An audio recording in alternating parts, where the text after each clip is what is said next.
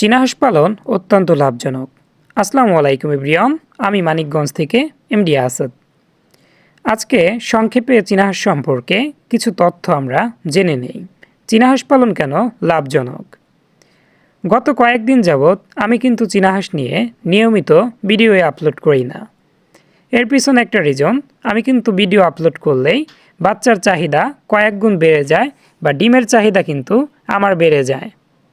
উৎপাদনের তুলনায় চাহিদা বেশি থাকলে সে চাহিদা কিন্তু আমার পক্ষে পূরণ করা সম্ভব হয়ে ওঠে না। অপরদিকে দেখা যাচ্ছে আমার ইনকিউবেটর খালি রেখেই কিন্তু কাস্টমারদের ডিম দিতে হচ্ছে।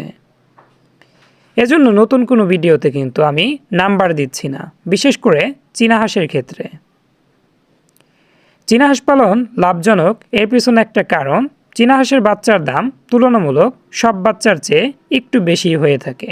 আমাদের এক একটি চীনা হাঁস বছরে কিন্তু 100 থেকে 150টি পর্যন্ত ডিম দিয়ে থাকে, যার অধিকাংশ ডিম থেকেই কিন্তু ফুটফুটে সুন্দর বাচ্চা বের হয়। আমাদের স্থানীয় বাজারে 0 থেকে 10 দিন বয়সী এক পিস চীনা হাঁসের বাচ্চার দাম 140 থেকে 150 টাকা হয়ে থাকে, আর ডিমের দাম 150 থেকে 200 টাকা পার হালি। আর আমাদের ডিম উৎপাদন খরচ একটু বেশি হয়ে থাকে। এর পিছনে কারণ, আমরা কিন্তু 3 থেকে 4টা ফিমেলের জন্য একটা করে মেল রেখে দেই। এতে ডিমের হ্যাচিং রেট অনেক ভালো পাওয়া যায়। আর আমি যেহেতু ডিমগুলো থেকে বাচ্চা উৎপাদনের উদ্দেশ্যেই ডিম উৎপাদন করে থাকি, এজন্য আমার ডিম উৎপাদন খরচ একটু বেশি। সেল করার উদ্দেশ্যে কিন্তু আমার ডিম উৎপাদন হয় না। আমার এক একটি চীনা হাঁস একবারে 15 থেকে 25 থেকে 30 পিস পর্যন্ত ডিম দিয়ে থাকে। তবে সব হাঁস কিন্তু আপনার 15 থেকে 20 পিস ডিম দেবে না। অধিকাংশ হাঁস হচ্ছে আপনার 15 থেকে 16-17 পিস ডিম দিয়ে থাকে। আমি খাবার হিসেবে ওদেরকে নিয়মিত দেই গমের চাল, এর পাশাপাশি ধানের কুড়া এবং ভাত, মাঝে মাঝে হচ্ছে গম দিয়ে থাকি।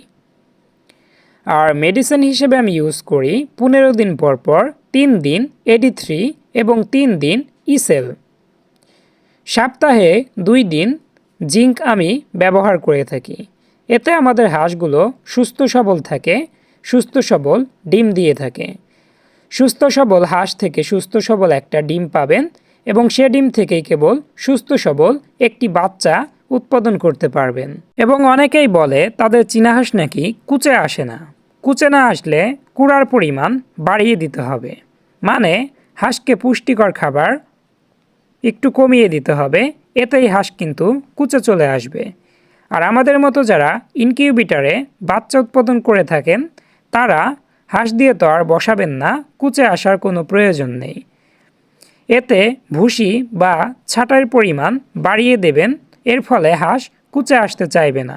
হাঁস কুচে আসলে হাঁসকে হচ্ছে যে জায়গায় ডিম পাড়ে সে জায়গা থেকে সরিয়ে 2-3 দিন পুষ্টিকর খাবার দিলেই হাঁস কিন্তু পুনরায় আবার ডিমে চলে আসার উপযোগী হয়ে যাবে। আর এরপর চলে আসলাম যেখান থেকে হচ্ছে আমাদের হাঁসগুলোর ডিম বের করব। এখানে হচ্ছে আমাদের হাঁসগুলো ডিম পাড়ে। আজকে হচ্ছে টোটাল 5টা ডিম পেড়েছে। 16 পিস ফিমেল থেকে মাত্র 5 পিস ডিম পেয়েছি আমরা। ডিমগুলো থেকে মূলত আমরা বাচ্চা উৎপাদন করে বাচ্চা সেল করব। আপাতত কোনো প্রকার ডিম আমরা সেল করব না। ডিম সেল করার প্রয়োজন হলে অবশ্যই আমাদের শর্টস ভিডিও আপলোড হবে। দয়া করে কেউ এখন আর ডিমের জন্য আমাদের কল করবেন না, কারণ আমাদের ইনকিউবেটর প্রায় 300 ক্যাপাসিটির ফাঁকা পড়ে আছে। চীনা হাঁস সম্পর্কে অজানা তথ্য জানতে অবশ্যই যোগাযোগ করবেন। ধন্যবাদ সবাইকে।